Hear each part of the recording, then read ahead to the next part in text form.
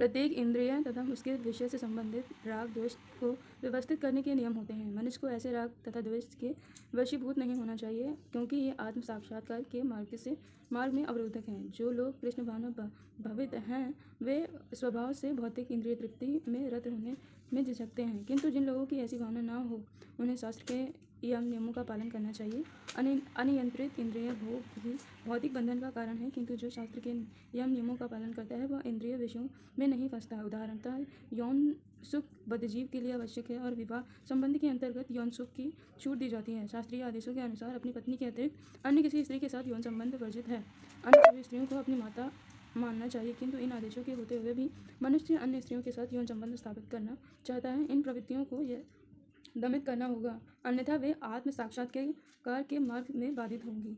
जब तक यह भौतिक शरीर रहता है, तब तक शरीर की आवश्यकताओं को नियमों के अंतर्गत पूर्ण करने की छूट दी जाती है, किंतु फिर भी हमें ऐसी छूटों के नियंत्रण पर विश्वास नहीं करना चाहिए। मनुष्य को अनासक्त रहकर नियमों का पालन करना चाहिए, क्योंकि नियमों के अंतर्गत इंद्रिय तृप्ति का अभ्यास भी उसे पथभ्रष्ट कर सकता है। जिस प्रकार के राजमार्ग तक में दुर्घटना की संभावना बनी रहती है, भले ही इन मार्गों की कितनी ही सावधानी से देखभाल क्यों न की जाए, किंतु इसका कोई आश्वासन नहीं दे सकता कि सबसे सुरक्षित मार्ग पर भी कोई खतरा नहीं होगा।